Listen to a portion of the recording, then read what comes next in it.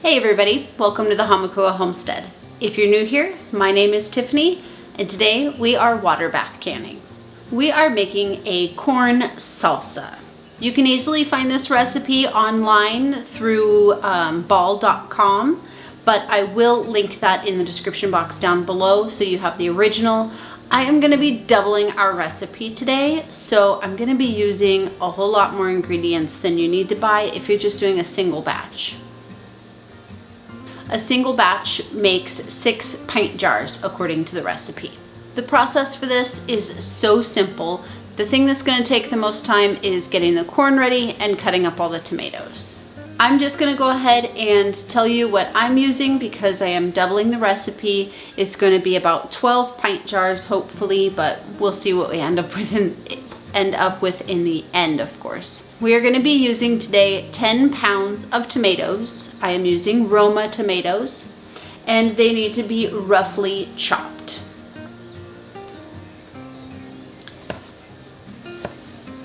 Four cups of corn kernels,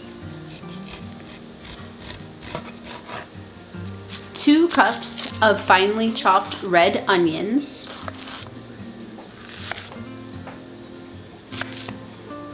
1 cup of bottled lime juice.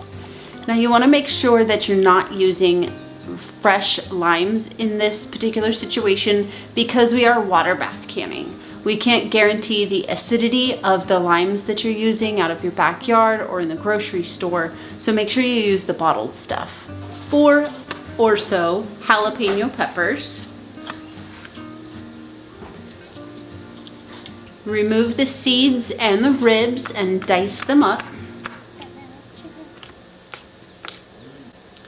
2 teaspoons of chipotle chili powder. My store didn't have that, so today I'm using dark chili powder. And 1 cup of chopped up cilantro. After you have all of your ingredients chopped up and prepared, ready to go, it's very, very simple. All you're gonna do is throw them all in a pot together. Your tomatoes, corn, onion, lime juice, jalapeno peppers, your chili powder, and cilantro. In addition to the recipe, I am adding 1 teaspoon of ground cumin, 1 teaspoon garlic powder, and 1 teaspoon onion powder. With the dry spices, you can add them to the recipe without worrying about it changing the acidity of your recipe. But if you have any questions about that, be sure to consult the Center for National Food Preservation. Bring this mixture up to a boil and then turn the heat down and simmer it for 5 to 10 minutes.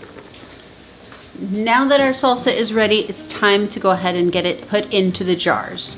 Go ahead and grab the tools you're gonna need: a funnel, a jar lifter, and a debubbler.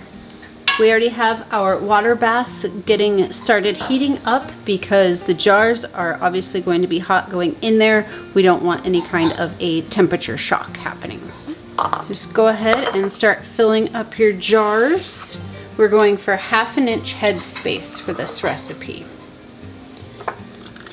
Make sure you get as even of the big pieces and the liquid as you can.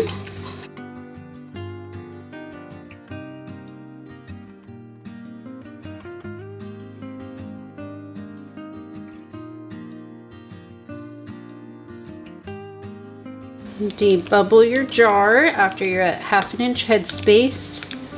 Then double check. Clean your rim.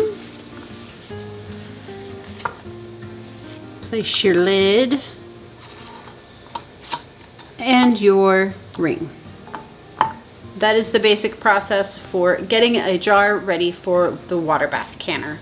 This is starting to heat up already. It's definitely hot enough to where this is not going to be a problem for temperature shock. So I'm going to go ahead and put that in here. And I'm just gonna keep on going one at a time, and I'm gonna put them in here while it's continuing to come up to a boil. And that's where your jar lifters are gonna come in handy, because in a few minutes that's gonna be way too hot for me to be able to just put it in there. In fact, just a minute or two from now it will be.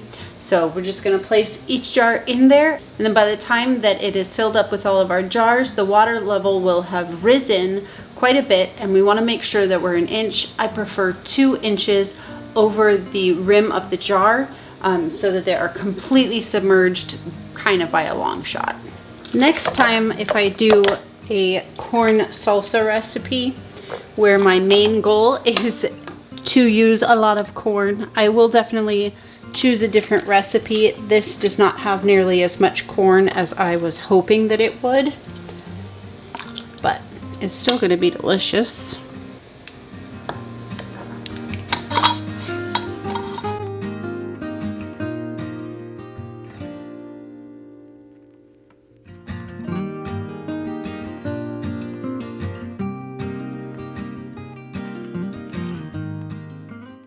The next step when we are water bath canning, we have our water bath canner all the way full. It's about 1.5 inches to 2 inches above the lid level, which is exactly where we want it.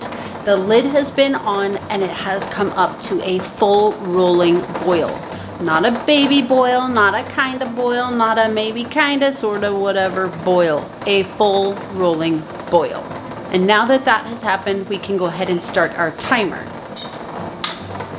Set your timer for 15 minutes. All right, so it has been 15 minutes. We are going to go ahead and turn off our heat.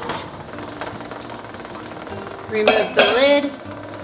And we're just going to go ahead and let it sit here for a good 5 minutes. You could probably do up to 10 and just kind of let it come down a little bit by itself before we remove our jars.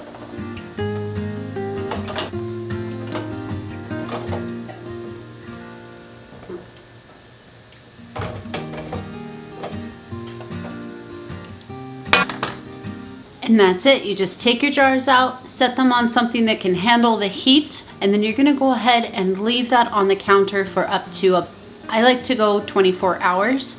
And then you can go ahead and remove your rings, wash your jars, label them, and put them up on the pantry shelf.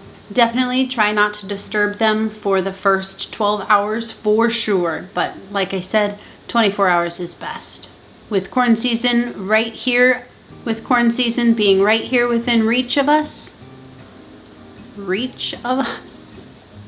with corn season being within reach, this is definitely a good one that I hope that you guys decide to try. Thank you so much for joining me today on the Hamakua Homestead. I'll see you again soon.